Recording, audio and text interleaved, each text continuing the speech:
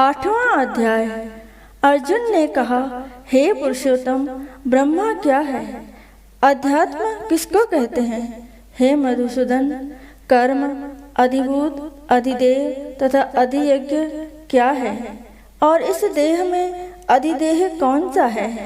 मरने के विषय में स्थिर चित्त वाले लोग तुमको कैसे जान जाते हैं? श्री कृष्ण बोले, जो अक्षर, अविनाशी और परम श्रेष्ठ है वही ब्रह्मा है। प्रत्येक वस्तु का स्वभाव अध्यात्म कहलाता है और समस्त चराचर की उत्पत्ति करने वाला जो विसर्ग है वह कर्म है।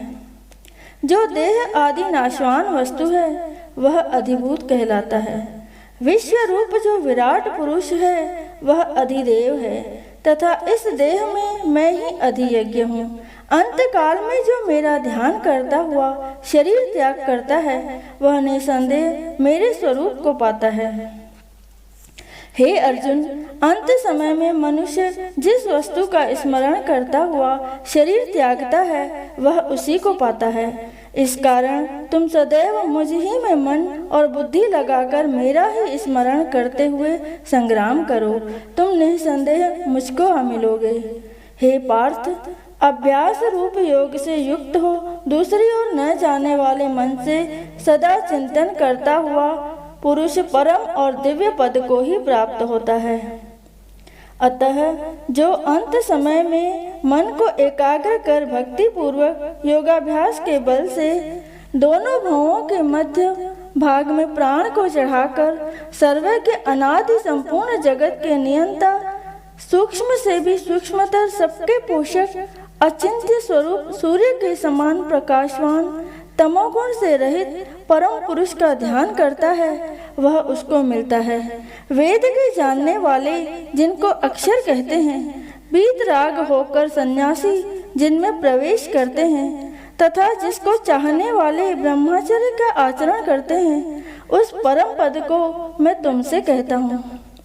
जो सब इंद्रिय द्वारों को रोककर मन को हृदय में धारण कर प्राण को मस्तक में ले जाकर समाधि योग से स्थित ओम इस अक्षर का उच्चारण करता हुआ देह को त्यागता है, उसे मोक्ष रूप उत्तम गति प्राप्त होती है। हे पार्थ, जो मुझ में ही मन लगाकर नित्य प्रति मेरा स्मरण करते हैं, उनको मैं सुलभ रीति से प्राप्त होता हूँ। मुझको प्राप्त होने पर परम सिद्धि को पाने वाले महात्मा गण फिर यह जन्म धारण नहीं करते। हे अर्जुन, ब्रह्मालोक पर्यंत जितने लोक हैं वहाँ से लौटना पड़ता है, परंतु मुझ में मिलने से फिर जन्म नहीं होता। 1000 महायुगों का एक दिन होता है और 1000 महायुगों की एक रात्रि ब्रह्मा की होती है। समस्त चराचर वस्तुओं का यह समुदाय दिन में बार बार उत्पन्न होकर इस रात्रि के आगमन में लीन हो जाता है। इस अव्यक्त से परे दूसरा सनातन अव्यक्त है जो इन सबके नष्ट होने पर भी नष्ट नहीं होता। इस अव्यक्त को ही अक्षर कहते हैं। यह वही परम गति है जिसको प्राप्त करके फिर संसार में नहीं जन्मते, वही मेरा परम धाम है। हे पार्थ, जिसके अंतर्गत सब प्राणी है और जिसने इस समस्त जगत का विस्तार कर रखा है, वह श्रेष्ठ पुरुष अनन्य भक्ति से ही मिलता है।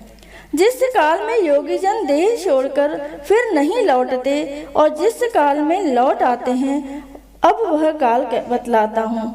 जिस काल में अग्नि प्रकाश और दिन शुक्ल पक्ष के हों, ऐसे उत्तरायण के 6 महीनों में मृत्यु को प्राप्त हुए ब्रह्माविद ब्रह्मा को प्राप्त होते हैं।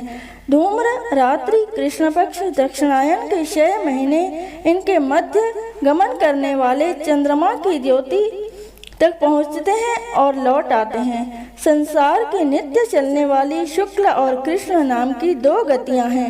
एक से जाने पर लौटना पड़ता है और दूसरी से फिर लौटना नहीं पड़ता है। हे पार्थ, योगी इन दोनों गतियों का तत्व जानता है, इसी से मोह में नहीं पड़ता। हे अर्जुन, तुम सदा योग युक्त हो। वेद, यज्ञ, तप और दान में जो जो पुण्य फल बतलाए गए हैं, योगी उन सबसे अधिक ऐश्वर्य प्राप्त है और सर्वोत्तम आदि स्थान को पाता है। बोलो श्री कृष्ण भगवान की जय।